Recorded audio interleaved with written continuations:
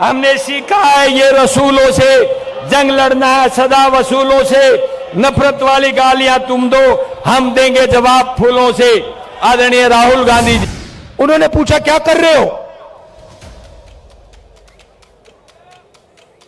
आपके नफरत के बाजार में मोहब्बत की दुकान खोल रहा हूं।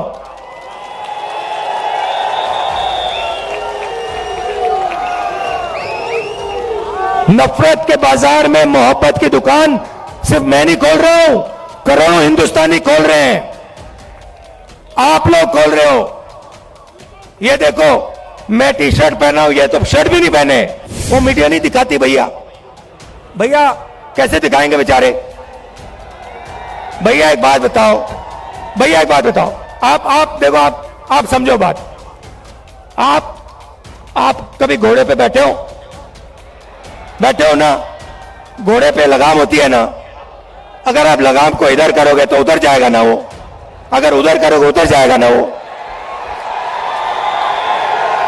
लगाम लगी हुई है भाई। वो कभी इधर खींचे वो उधर भाग जाते हैं, कभी उधर खींचे उधर भाग जाते हैं। मगर एक बात है, घोड़े के ऊपर मोदी जी की फोटो जरूर दिखेगी। वो तो दिखेगी।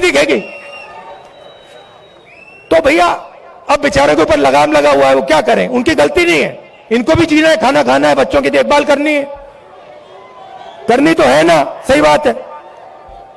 तो ये देखो, ये मुस्कुरा रहे हैं, देखो ये मुस्कुरा रहे हैं, कह रहे हैं हाँ भैया बात सही। भैया को कह रहे हैं, देखो बोल रहे हैं हाँ बात तो सही की। तो हम समझते हैं कि आपके ऊपर आपके लगाम लगा रखी है, और हम जानते हैं कि हम जानते हैं कि आप सच्चाई को पहचानते हो, सच्चाई बोलना चाहते हो, मगर मुश्किल है। चलता है, हो जाएगा काम। जामिया वर्ल्ड, इंसाफ की आवाज। जितना धन आधे हिंदुस्तान के पास है, उतना धन हिंदुस्तान के सबसे अमीर 100 लोगों के हाथ में है। ये पहले अग्निवीर के बारे में बताओ। ये अग्निवीर योजना मुझे पहले समझा दो, ये है क्या? भर्ती की बात करनी है तो अग्निवीर की बात करो।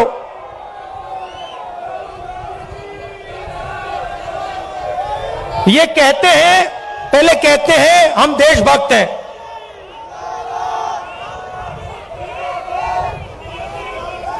कहते हैं बीजेपी वाले लोग, कहते हैं हम देशभक्त हैं।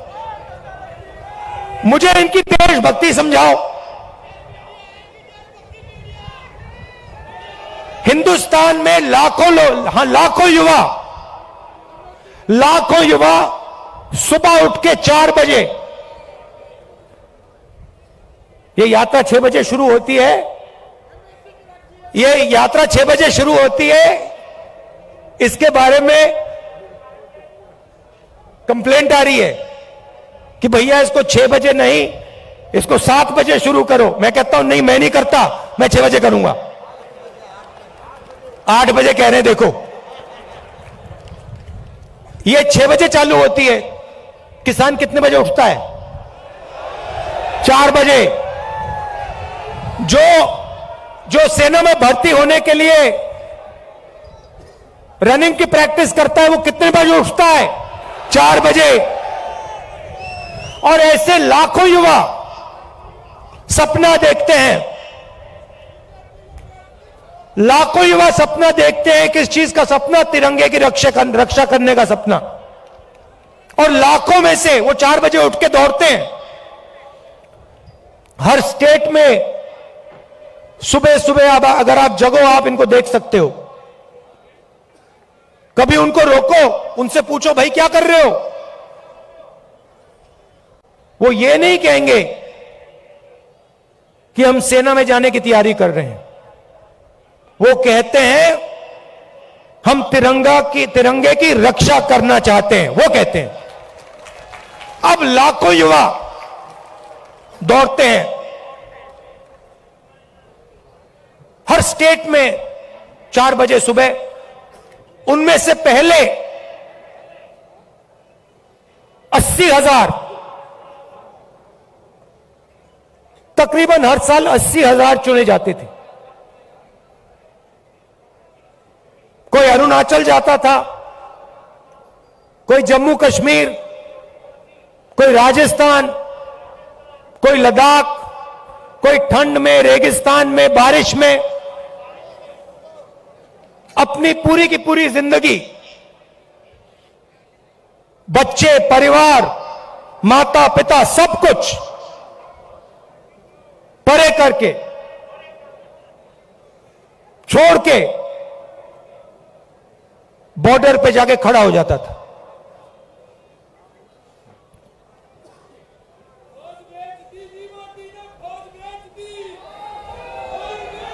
नहीं, सुनो सुनो, बात सुनो।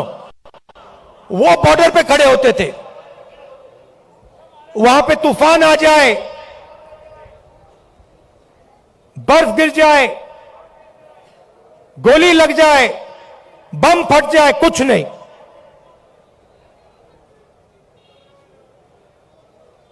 देश के लिए अपना खून देने के लिए 80,000 युवा हर साल सेना में भर्ती होते थे। अब उनको पहले सेना क्या देती थी? सबसे पहले सेना उनसे कहती थी, देखो एक दिन ऐसा आ सकता है जब आपको हिंदुस्तान के लिए लड़ना पड़ेगा, शायद आपको शहीद होना पड़ेगा, मगर हम आपको एक बात की गारंटी देंगे कि दुनिया में सबसे बेहतर ट्रेनिंग हिंदुस्तान की सेना को, वायुसेना को, नेवी को हम देंगे। यह पहला वायदा हुआ करता था, यह पहला वायदा हुआ करता था उन 70,000 युवाओं।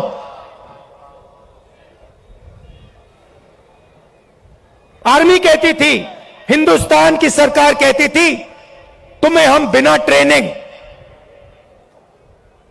दुश्मन के सामने कभी नहीं खड़ा होने देंगे, क्योंकि हम तुमसे प्यार करते हैं, हम तुम्हारा आदर करते हैं, हम तुम्हारे खून की रक्षा करना चाहते हैं। बिना ट्रेनिंग हम आपको कभी नहीं भेजेंगे, मर जाएंगे मगर नहीं भेजेंगे। पहला वायदा। दूसरा वायदा, 15 साल आपको सर्विस मिलेगी, 15 साल आपको सर्विस मिलेगी। अगर आपको इतनी सी भी चोट लगी, इतनी सी चोट लगी उंगली पे, हम आपकी रक्षा करेंगे, जो भी आपको चाहिए हम आपको दे देंगे। यह था दूसरा वायदा। तीसरा वायदा, आपने इस देश के लिए अपना पूरी जिंदगी दे दी, पूरी की पूरी आपने जिंदगी दी, आपने अपने बच्चे दे दिए, माता पिता दे दिए, परिवार दे दिया, अपने सारे के सारे सपने दे दिए इस तिरंगे को रक्षा करने के लिए। ठीक है, हम आपको पेंशन देंगे, और जब आप गांव में वापस जाओगे, जब आप गांव में वापस जाओगे, तो हम आपको एक्स सर्विसमैन का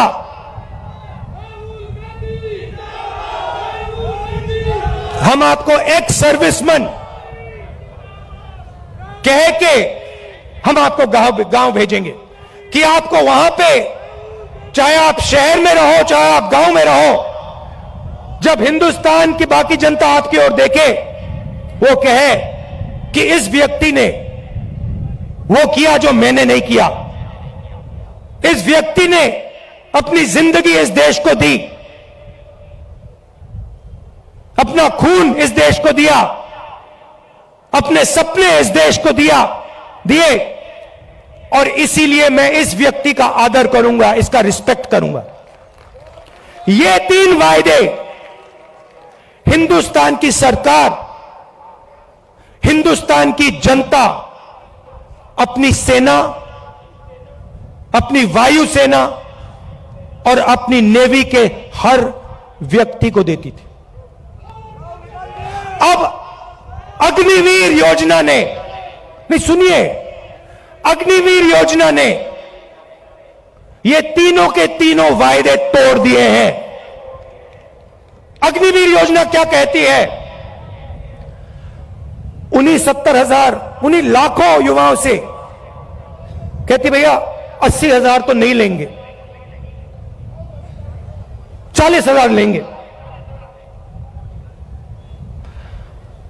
और वो जो 15 साल की बात थी, वो जो सर्विस की बात थी, उसे भूल जाओ। 4 साल बाद पहले 80,000 लिए जाते थे, 4 साल बाद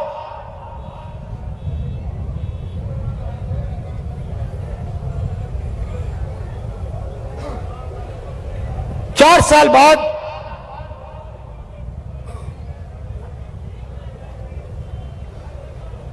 हम 75% को वापस भेज देंगे, निकाल देंगे, बस 25% हम रखेंगे।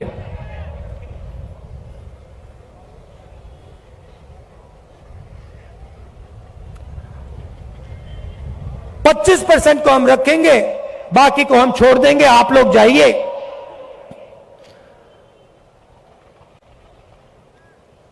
बेरोजगार हो जाइए।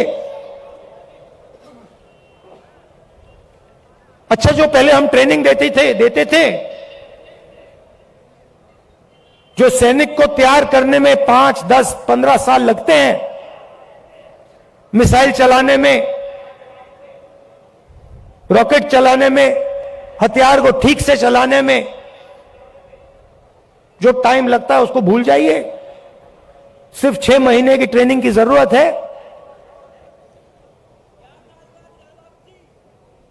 4 साल बाद घर वापसी। तो ये वायदे नरेंद्र मोदी जी ने और बीजेपी ने तोड़े हैं।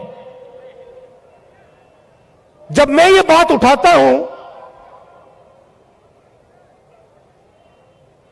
तो कहते हैं मैं सेना के विरोध बात कर रहा हूं।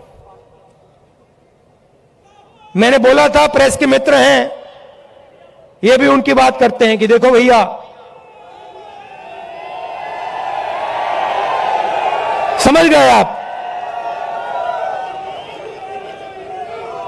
मैं सेना की बात उठा रहा हूं।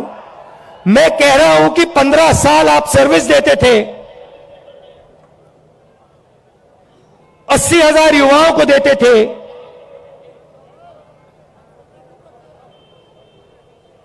पेंशन देते थे, अब नहीं दोगे।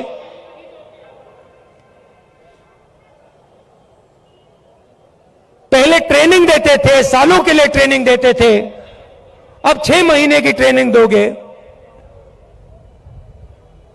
अग्निवीर योजना वो लाए और मैं सेना के खिलाफ बात कर रहा हूं। मैं सेना की रक्षा कर रहा हूं, मैं सेना का आदर कर रहा हूं।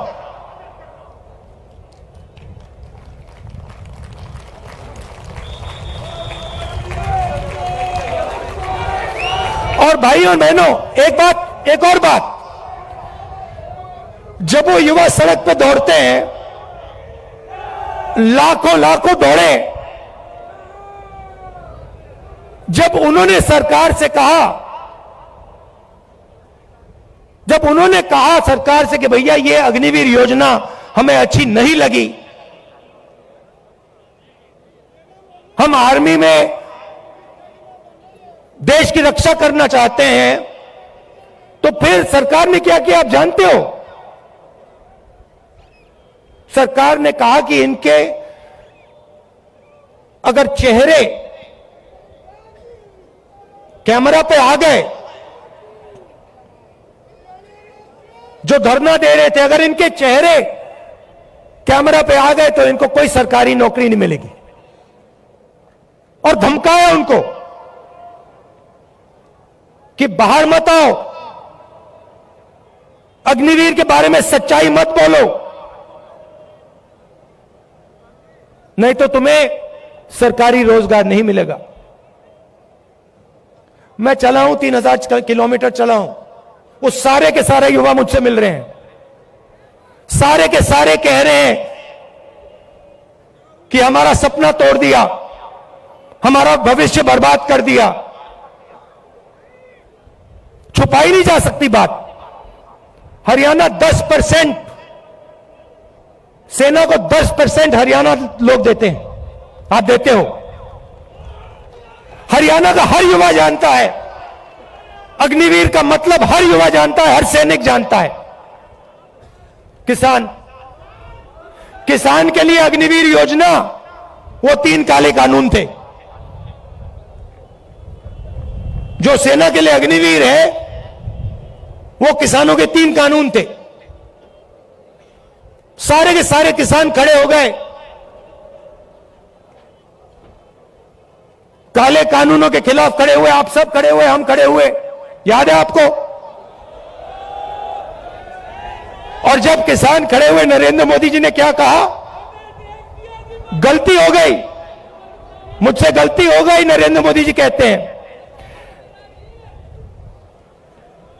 गलती हो गई। किसान सर्दी में, ठंड में बाहर बैठा था, बारिश में किसान बाहर बैठा था, तब आपको गलती नहीं दिखी। 1 साल लग गया आपको गलती पहचानने में। 700 शहीद हो गए। किसानों को उग्रवादी बताया था, यह सच्चाई है। नहीं भैया, देखिए, चाय बेचने वाले बहुत जानते हैं। भारत जोड़ो यात्रा क्यों की जा रही है, मैं आपको बताता हूं। क्योंकि इन्होंने पूरे देश में डर और नफरत फैलाने का काम किया है। जहां भी ये जाते हैं, चाहे वो नोटबंदी हो, गलत जीएसटी हो, इनकी सब योजनाएं डर फैलाती हैं। डर फैलाते हैं और फिर उस डर को नफरत में बदल देते हैं। तो सबसे पहले भारत जोड़ो यात्रा ने इस नफरत के खिलाफ, डर के खिलाफ एक दूसरा रास्ता दिखाया है।